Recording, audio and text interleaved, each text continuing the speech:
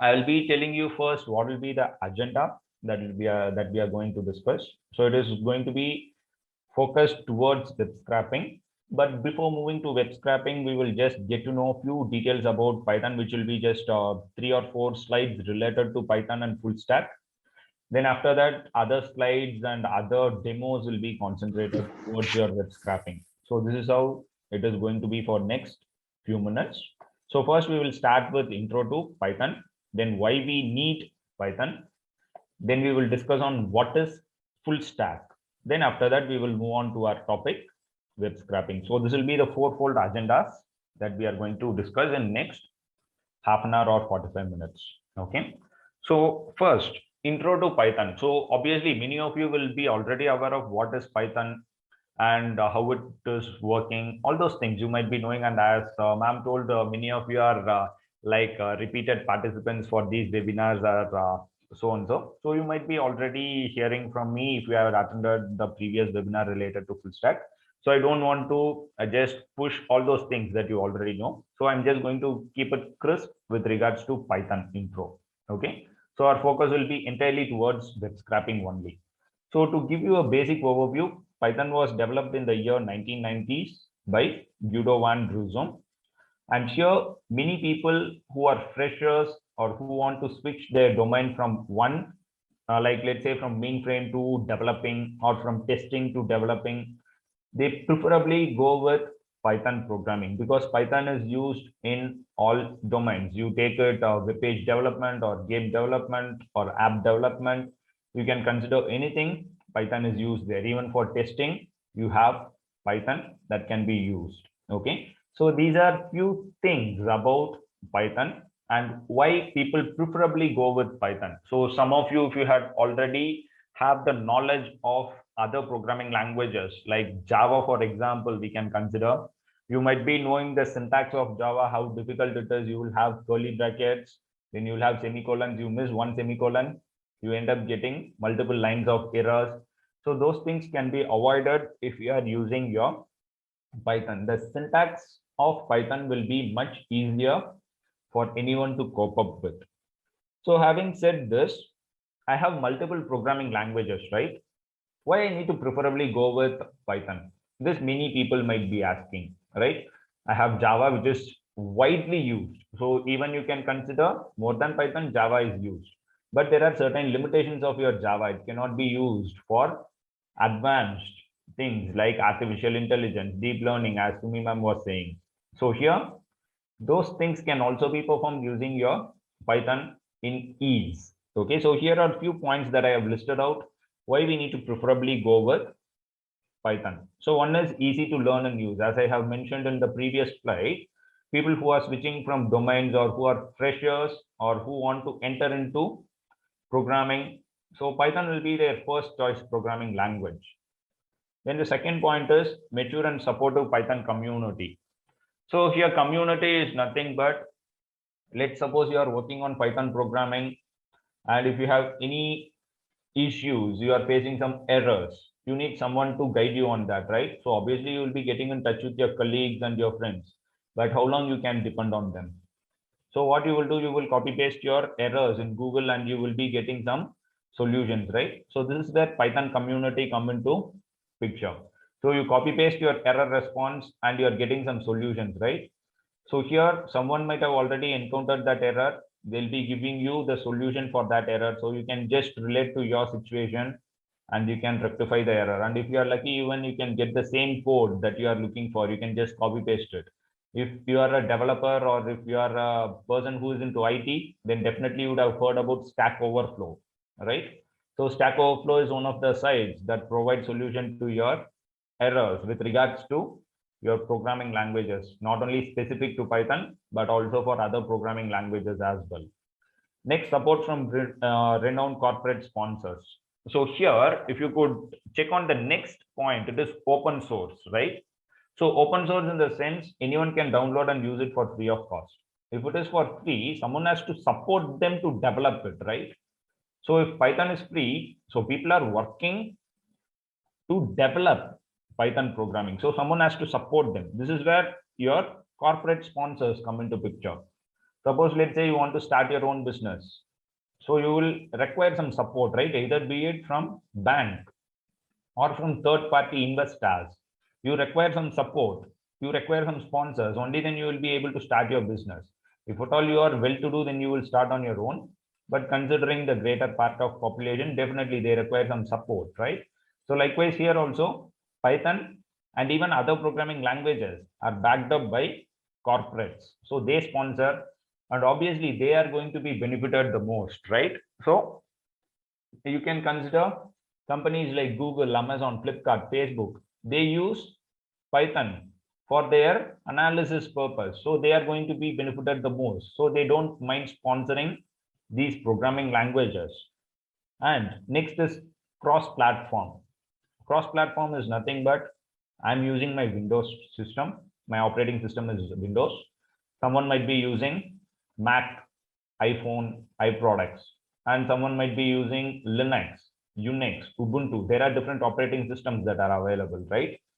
So here Python is available across platforms. You have various operating systems. For those operating systems, various versions of Python are available.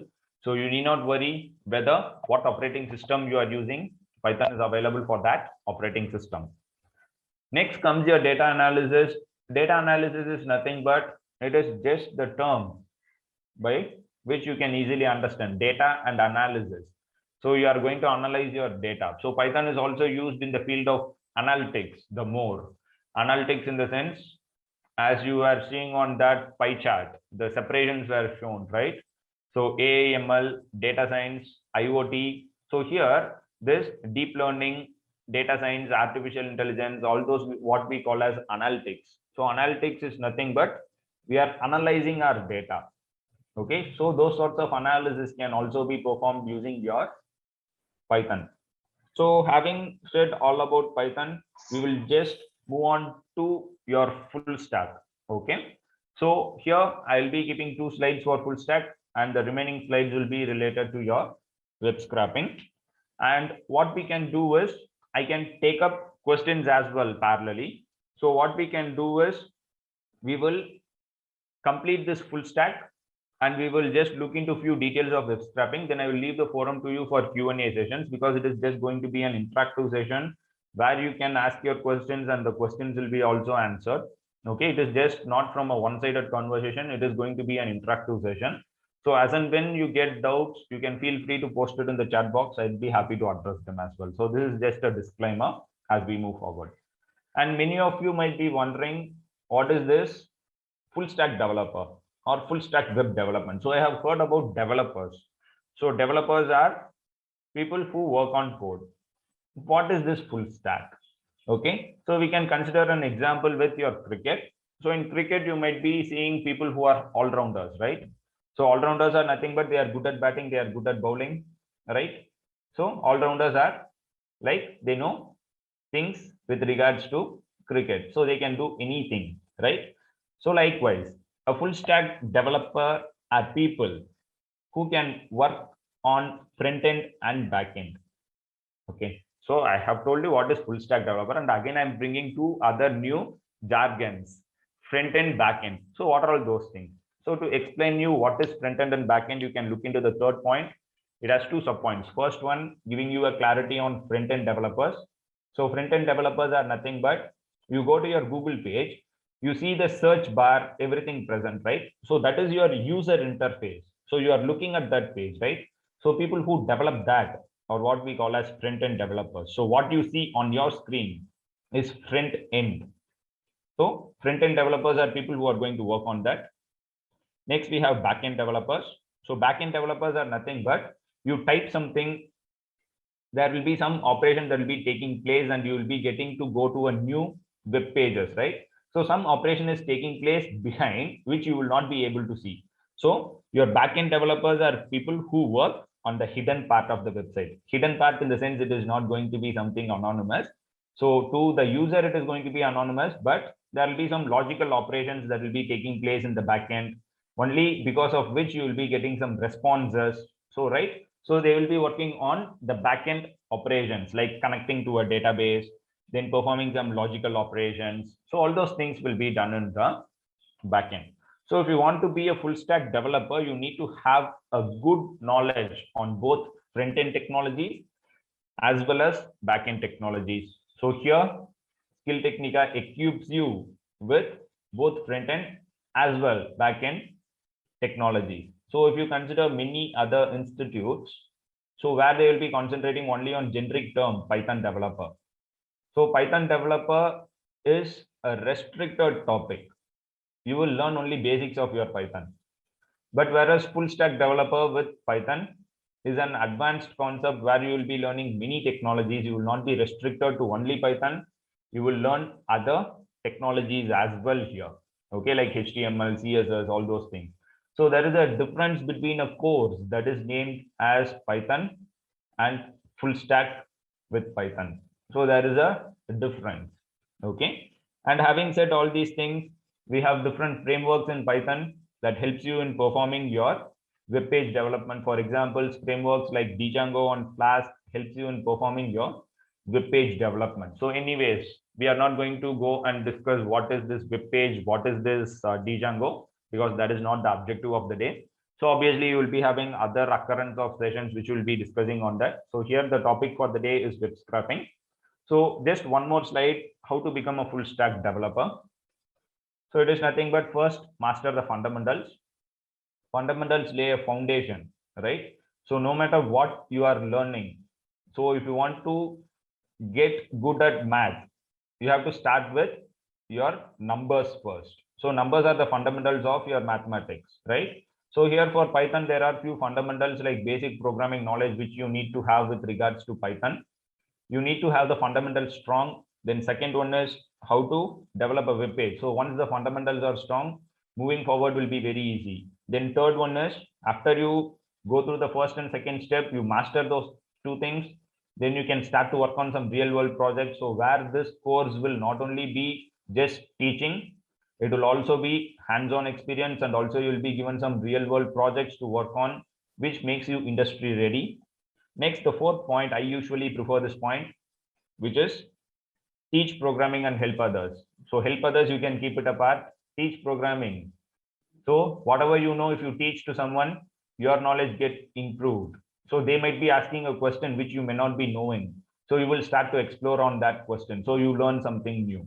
Okay. It is not like everyone knows everything, right? So based on other people's question, we tend to learn, right? So that also will be helpful. If you want, you can skip the fourth point, but I usually prefer the fourth. And fifth one is once you have mastered the first 3 points, so you are ready with your fundamentals, you know how to develop a web page, and you have your hands-on experience by creating real world projects. So you can start applying to your job of full stack developer. Okay. So this is all about an intro to your Python and full stack development. So with no further delay, we will move on to web scraping. Okay. So as you can see, next few slides are going to be related to web scraping. Then I will show you with Python code how web scraping can be done. Okay. So we will just complete 2-3 slides. Then I will be answering to the questions if there are any in the chat box. Okay. So first, many of us may not be knowing what is web scraping. So I'll give you a simplified example. If you could read this bullet points, it is easy understandable points. So first thing is, let's suppose you want to gather some data and the data is available on some website. So what you can do, you can either go to the website and you can copy paste it manually, or you can write a code to perform that action. Okay. So taking a data from website, either manually or through your code. 2 ways are there, right? So here web scraping is nothing but the later part will be followed, which will be using your code to gather your data. So rather than going to the website and copy pasting it manually, manual efforts will be time consuming, right? What if I have multiple next tab? I have 100 next tabs. You cannot go to tab 1, copy the data, then tab 2, copy the data. Instead, what you can do is write a code, perform that using your automation. So you can write your own script to go to that site and you can web scrap the data from there. So obviously I'll be showing you with one simple website how we can web scrap the data from there. And the next point is web scraping will gather the details from that website the same way as humans do it. But here what happens is, if we are having multiple tabs, then web scraping will be beneficial one rather than humans going to each and every page copy pasting the data. And you might ask, why do I need the data from the website, right? Suppose, for example, many of you would have known about yellow page, right? It will be having the details of the numbers of your locality. It will be having those details, right? So it is like a directory where you have contact details. So have anyone heard about yellow pages being used in recent days? What they do go to Google, give that company name, look for the contact number, right? So hope you would have heard about a site called as Just Dial, which has multiple mobile numbers, addresses of companies, right? So you want to gather those details from that site. Can you do it manually? Because they have millions of users contact details. It is not practically possible for you to copy paste. So this is where web scraping come into picture. Write a code, perform the automation, it is done. So you will be able to copy paste the data in few minutes, or depending on the size, it might take few hours as well. And you can see it is used for getting some relevant data from the website. And here, as we know, each website's interface looks different, right? You may not be looking into a website interface which is similar to the other. Okay, there are certain copyrights issue which you might be aware of. So here what happens is your web scraping code will be customizable to each and every website, because the structure of the website vary, so does your code. So it is for specific websites. Okay, and I have given you a small example here. Okay, so as I told you, for web full stack developers, you need to have knowledge on your HTML, CSS, which are website creating tools. You can see HTML, CSS, and JavaScript are used for creating your websites. So here, obviously, I'm not going to go in detail of those things. So that will be covered in later part. So as you can see at the bottom left-hand side, there is a code that is developed using your HTML or CSS, anything, be it anything. Okay, we have written few lines. And you can see the main data that I want is my first heading and my first paragraph. You can see right side, that is the detail that I want. But where it is present, my first heading is present inside H1. You can see that tag where it is enclosed. Inside your H1 tag, it is enclosed. So H1 means heading. Then my first paragraph is enclosed inside P. P means paragraph. So those are what we call as tags. So first you have to understand where the expected data is present, and you will be able to get the details of it. So whatever I have told you now will be present here. We can see the first heading is contained between H1 tags. So H1 tag you can see here. Inside your H1 you have your my first heading. So H1 is a tag. Okay, so H represents header. Next, after that, my first paragraph is contained between P tags. So P means paragraph. So first, on a real website, you have to understand where your required data is, which tag is having that data. Then you have to write your code accordingly to perform the operation. So having said, this is about your web scraping. Okay, so I believe I have taken quite few minutes. So now the forum is for you. If you have any questions, you can let me know. So with regards to the discussed points, if at all any queries, I'd be happy to address it. Yes, participants, whatever presentation is done, you can ask queries. Following this, he will go for demo. So shall we go for demo? If you don't have any queries, we will move on to demo. Okay, so I see some responses in the chat box. Yeah. Shall we go for demo, or you have any queries? Is it legal? Yes, that is one of the valid questions, Rahul. Is it legal? So here what happens is, as of now, we do not have any steady law stating that we should not web scrap any website. Okay. So here what happens is, suppose for example, since it is like a very pertinent question with regards to the topic, many of you might be having this as well. So hope I will give you a scenario here, okay, which you can better relate to. So we can take a few minutes in understanding that.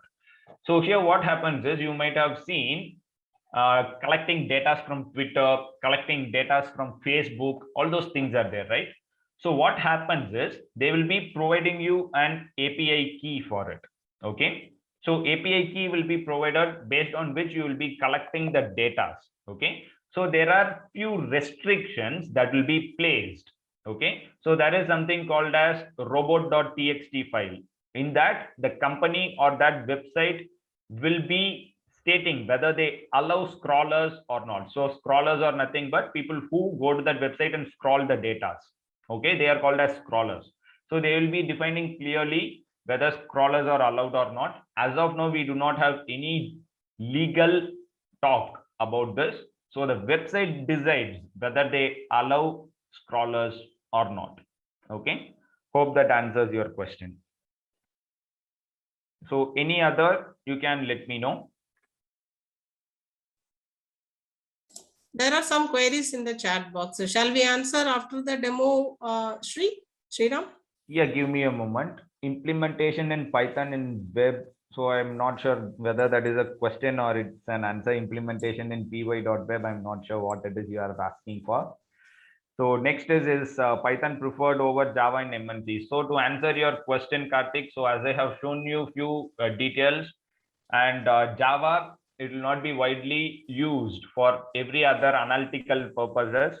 So here, comparing Java and Python, as I mentioned earlier, though Java tops the chart, but Python is steadily catching up with Java, and in near future, Python will be one of the widely used programming languages. Hope that answers your question. So next question is, if the data from different sources are in different format, can we take the data in store in our web page in similar format? So here it is not about storing your data in your web page. So understand that we are not collecting your data to store it in your web page. We are collecting the data for analysis purpose. So as I was mentioning one point regards to copyright, you cannot copy their data and put it in your website. So what you can do is, you can take it for your analysis purpose. Okay. So next question from Karthi is, if I want to develop mobile apps, which language I should learn? So here, Karthi, to answer your question, it is again very pertinent question. So to answer that, it entirely depends on your requirements and the client's requirements. So you can learn Java, you can learn C#. So those things are widely used for your mobile app developments or even for gaming. So C, C++, those things are used. And again, it entirely depends on the client's requirement here. Okay, so we will not be deciding on which programming language to use. It is a question that will be answered by the client. And if you want to develop your own mobile applications, you can very well use Java for your mobile application development. Okay, so I hope questions in the chat box are addressed. So with no further delay. There is one more question, Sriram. Sorry to interrupt you. What is the relation between Python and web design? Which one? What is, I don't see that question. I know about HTML and CSS, but I don't know about Nayan Zanwar. What is the relation between Python and web design? We can answer it. Okay, so it is Python and web design. So it is like, it is the relationship between your Python and web design is nothing but, I think web design in the sense you are talking about web development or web page development is what you are referring to web design, I believe. So using your Python, you will be able to design your website. So it is a tool. You can consider Python as a tool to prepare your web pages. So suppose to show you, so here you can see, if I go to a new tab, if I give Google search, you can see these are the interface that I'm having, right? So if you want to develop a web page, okay, so as I was mentioning, you have certain frameworks in Python like Django and Flask, which helps you in your web page development. So the relationship between your Python and web design is that Python facilitates you to perform your web pages. Okay, so hope that answers your question as well. So having said that, I will move on to the implementation part. So where we will be using, so sir, can't we develop apps using Python? So I will answer this final question as of now, then we can move on to the next.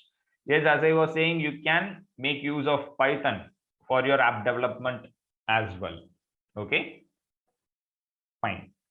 So the next part will be your web scraping implementation. So here I'm using a particular page. So here you can see we call this as Jupyter Notebook. Okay.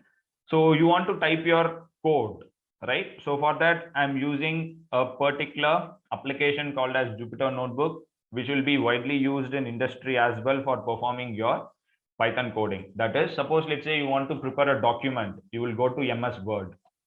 You want to prepare a table, you go to MS Excel. You want to make a presentation, you will go to Microsoft PowerPoint. So here for different requirement of yours, you have different applications, right? Likewise, here our objective is to code, which is specific to Python. So I need a platform where I can type my code. So this is where your Jupyter Notebook come into picture. So we call this as IDE. It is Integrated Development Environment. Okay, so you have many IDEs that are present, but here we are specifically going to concentrate on Jupyter Notebook, which is one of the platforms that is used for your coding of Python. So as I was giving you basic overview, why we need web scraping, what is web scraping, I have already shown you in the slides. Okay, the same is present here. Anyways, you can see why we need web scraping. If you want to get larger information of data or collection of data from website, you will be using it. Next, what are all the details that I can collect from the website? So for example, you can take Just Dial, from where you can collect the contact details and mail IDs. So now you can see marketing is mostly done using digital way also. Rather than meeting in person, they are doing digital marketing as well, where they roll out mails, where they call the person over the phone. So those things are also being done, right? So you might also be getting many mails in your chat box, right? So what happens there? How you are getting those mails? So you might be registering your mail ID to some of the websites from where they will take your details. Okay, so again, this question will be whether it is legal or illegal. So some are legal and some people do it in like hidden way as well. So it entirely depends. Okay. So next is social media scrapping. Social media scrapping, as I gave you an example of Facebook and Twitter. So you can even collect data from Facebook and Twitter, provided you have a proper API key. Then people mostly collect data for performing their research and analysis purpose. So they collect data, they do some statistical analysis. Next, after that, job listing. So this one will be very useful for you if you learn your web scraping. Suppose you would have heard about sites like Naukri, Monster, all those sites, right? Where you will have millions of job openings, but not related to yours, to be specific. There might be other job posting as well, right? But if you want to collect all the job postings that are related to your requirement, you can automate your code in such a way that you can web scroll your Naukri, Monster, or any other web portal, and you can collect your details. Okay. Next, after that, what is web scraping? This image suffice. What is web scraping? You can see you have a web page, you are writing your code, and you are collecting the data from there. You can see that arrow mark, the part where it goes, web page, web scraping, and you have your data. Okay. And here are few libraries that are available in Python that helps us in getting your data from the websites. Okay. So what are libraries, you might ask? Here, for performing and connecting to a web page. Okay. So you have to have some functionalities that enable us, right? So to give you a simple overview of what is a function, in your Excel, if you want to convert your name into uppercase, what you will do, you will use equal to upper, right? So this function enables you to convert your name into uppercase. So likewise in Python, you have different libraries that helps us for different purposes. So here we are concentrating on web page development, and we are concentrating on your web scraping, right? So for your web page development and web scraping, for each of your requirements, there are certain libraries that are available in Python that helps you in performing the activity. So here what happens? What are all those libraries and what are all the steps that we will be discussing? So first thing is which URL you want to web scrap, that you have to check. Next, you have to inspect the page. Inspect the page is nothing but I have told you under which tag your data is present, whether it is present in H tag or P tag. There are multiple other things which we will be discussing now. Next, after that, find the data that you want to extract. Next, you have to write the code for that. Next, you have to execute the code and extract the data from there, and you can save it in some place. So this is what we are going to follow. So no matter what web scraping it is, this will be your format. These 6 steps will be followed. Next, as I was saying, there are many libraries for performing your web scraping. So here you can see you have something called as Selenium. Next, you have something called as Beautiful Soup. So these 2 libraries are widely used for cleaning your data after you get it from the website. And after that, we have something called as Pandas, which is widely used for your data analysis purpose. Okay. So here I will show you by web scrolling a website. So I will just show you what are all the details that are present in that website. So as you can see here, this is the website that we are going to scroll. It is a simple website. We will understand it with simple parts.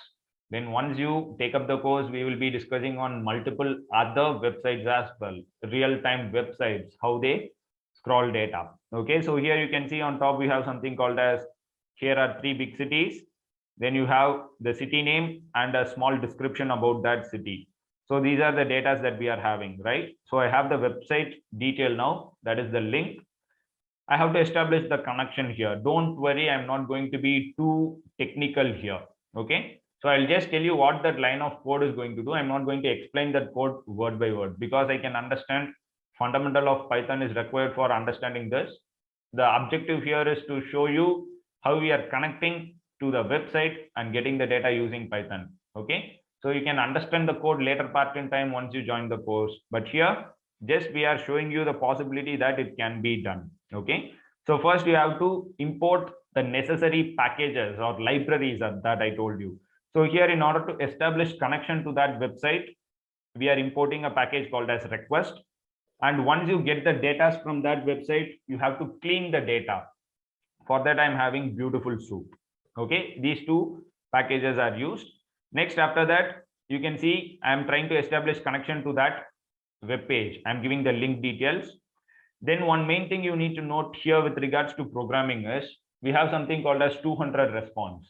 So 200 response is nothing but the establishment to that page is successful. That is what we call as 200 response. That is, once you make a transaction of, let's say from one account to another account, you are making an amount transaction. What you will get is transaction successful. You will get a message, right? It means that the amount is sent to the other person successfully. So here, if you are getting 200 response, it means that you have successfully established connection to that web page. Okay. Next, here, these are the contents that are present in that web page. So if you see, it is in a very clumsy manner, but you can see here are 3 big cities. So you can see that is present here, right? Next, after that, oh, sorry, I have closed that page. So here are 3 big cities you have. You can see that is present here. Next, you have London and the description about London. Next, you have the another city, which is Paris, and you have the description of Paris here. Next, you have Japan and the description of Japan here. So whatever details that are present in this web page, I have just reached that website and I have taken those details. But here it is not in a readable format, right? If you could see, it is not in a readable format. So how can I make it to a readable format? So here we have something called as Beautiful Soup. As I told you, it is used for making your data prettier after taking it from that website. So here you are calling Beautiful Soup and you are passing the data here. And what happens is, how clumsy the data is here. You can see how clumsy it is. And next, what happens is, if I pass it to my Beautiful Soup, it will become in the format like this, where it is somewhat okay for me to read. So considering this format and this format, it is somewhat in a readable way. So you can see now, where is this? Here are 3 big cities present. It is present inside H1, as I was showing you, H1, P1, all those things, right? So you can see under H1, you have this detail present. H1 is header. Next, after that, H2, this is second header, where you have London, and you have a paragraph on London as well. So you can see you have header 1, then header 2, then paragraph. So all these things are present inside something called as Div. We call it as division. Division is nothing but it is separating one city detail from another city detail. So division is nothing but, let's suppose I have A here. Okay. Next I have B. Next I have C. You can consider each as a city. So this city has one detail. You are separating them. This is what we call as division. So one is separated from the other, right? So you can see you have div. So this div is nothing but, under this div you have one city detail. Okay. So you have div tag, you have header tag, you have paragraph tag. Okay. So as of now we will understand all these things and how we can web scrap the data. So under div tag only you have all the city details, right? So first city detail is present in div tag. You can see div, the class is city, and first city you have is London. So under div tag only you have all the city. You can see this is first city detail. Under second div tag you have the second city detail. Under third div tag you have third city detail. So if I give find all div, it will take the divisions that are present. And if you want to specifically look into the headers, you can see I have given find all H2. So you can see in H2 you have your London, Paris, Tokyo. Next, after that, if you want to find the paragraphs, so you can see here paragraph 1, paragraph 2, paragraph 3. So I had my data in a very clumsy manner where I had my division tags, header tags, and my paragraph tags, and I can separate them and I can take the data as well. Okay. And here you can even perform it using your looping techniques as well. You can see whatever details I have in my div tag, I'm saving it to a variable called as all data. So I'm saving the data to a variable.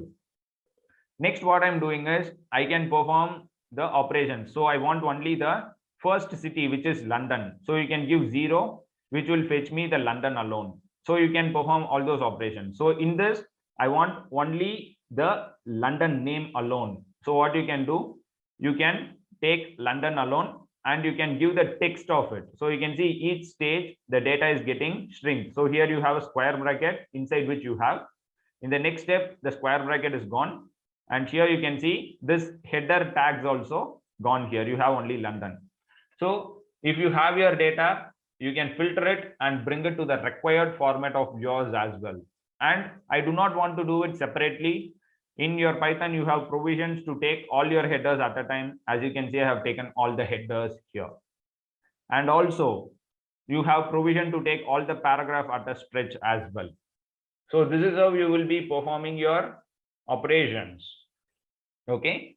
So I believe this seemed to be very easier, right? So only thing that is difficult is each web page is different. So you have to write a separate code for each and every website. And I will show you with another one web page as well, where I'll be showing you some advanced stuff. So here I'm just showing you how I'm collecting the data from that website, right? Next thing is I'm going to show you how you can collect the data and how you can save it to a file. Okay. So here it is not about only collecting the data, right? You have to save it somewhere. So I'm going to show you that as well. So here what I will be doing is I'm importing required packages here. You need not worry why multiple packages are here. Okay. So for this code, these many packages are required. And as I told you earlier, for each site, there will be an API key, right? So for this particular site, you have an API key. Only if you give this API key, you will be allowed to get the data from there. So hope this answers the question, whether it is legal. So you will have some API keys for many websites. So they will be providing you with that authentication. It is nothing but if you want to take amount from your bank accounts, you will go to ATM, you will give your 4-digit PIN, right? That 4-digit PIN is your authentication, saying that it is you who is taking the amount. So here the API key is an authentication given by that particular website to take data from there. Okay. So here some sites, they give this API key, which is a legal way of taking data from their site. So what I'm going to do is, this is the website from where I'm getting the data. I'm using my request library to connect to that particular site. And here, what is the objective is, this data site will have weather details. Okay, I'll give you a scenario. This site will have weather data. Suppose, for example, let's say we are in India. In India, you have different states, then you have different cities, right? So suppose let's take a particular city, which is Mumbai. So in Mumbai, what is the temperature at this particular time? I want to check. So this is what weather data is all about. So we can connect to some weather sites and you can get the weather data as well. That is what we are going to do now. And I'm going to write a code for that. Okay. So from that site, I'm going to take the time. You can see I'm taking the time. Next, I'm taking the temperature. What is the current temperature? Next, what is the humidity? So I need these three details. So I'm taking that. So after collecting these details, I'm saving it in a file. You can see I'm creating a text file here and I'm writing whatever details I get. So as I told you earlier, web scraping is not only about just collecting the data. You have to store it somewhere for your analysis purpose, right? So I'm trying to save it to a text file as well. And you can see lastly, I have given time.sleep. So what is this time.sleep? So time.sleep is nothing but I want to hit this site every 5 minutes. So 5 minutes in the sense per minute you have 60 seconds. So 60 into 5 is 300, right? So here I'm giving it in seconds. So it means that 5 minutes, every 5 minutes, I want to hit that site and I want to fetch the data. Okay, so 5 minutes it will sleep. And after that, again, the process will continue. Okay, so now what happens? I will summarize. So what we are doing, we are reaching this website. We are collecting the date and time. We are collecting the temperature. We are collecting the humidity. So this collected data are saved in a file. And when we are getting the data, every 5 minutes interval, I'm hitting that site and I'm going to get the data. So this is the overall summary of that code. Okay. So now when I go and execute this, okay. So what happens, you can see now this particular timing is captured here. Okay. So next 5th minute, you will get your next data here. Okay. If you want, you can reduce the time also. If you want only 60 seconds, you can very well do that as well. Okay, so if you want me to show you for a reduced timing as well, I can show you. So what we can do is I'm just stopping this code. Okay, so I will just stop this code. We can reduce the time so that you can see the multiple occurrences of this as well. Okay, I will just restart. Give me a moment. So you can see for lesser time frame also, you can see multiple other occurrences. So give me a moment. It will take a second or few to get it restarted. So now what I'm going to do is I'll just import the packages that are required. Here I will give it as 5 seconds. Okay, 5 means 5 seconds. So 5 seconds I'm giving. Okay, so what happens, every 5 seconds it will reach that site and it will fetch the data. And here what it is going to do is it is going to save it to a file also. Okay, so here you can see earlier we have created a file, text file, right? You can see the data that we have collected earlier is saved here. So what I will do is I will just delete this particular file. Okay, so the file will be recreated. You need not worry. The file will be recreated. The code is written in such a way that the file will be recreated. So now what I will do, I will execute this code. So you can count 1, 2, 3, 4, 5. So every 5 seconds, you will get the data. You can see second data is coming here. Next 5th second, you will get the data. So you can see the data are taken in every 5 seconds interval. Okay, and if you go to the file, you can see the file is created. And if you look, the data is saved to this file. Okay, so I believe you now have a understanding on how it is done, right? So this is how we perform web scraping. So I have shown you with 2 examples. So I believe this somewhat gives you an understanding on web scraping. Okay, so there are many things that can be done, but having said, it is just a demo session. So we are just looking into basic concepts of your web scraping, and that's all about it. So if you have any questions, I see a question. What is the return type of find all? So the return type is a list format. So as you have mentioned, is it a list you have asked? Yes, it is a list. So as you can see from here, I will just show you. As you can see, it will be find all you have given. it is in the form of a list. Okay, hope that answers your question. So next question from Logul is, I worked in sentiment analysis, will this help? Definitely. Hope if you are into sentiment analysis, you would have heard about Twitter sentiment analysis.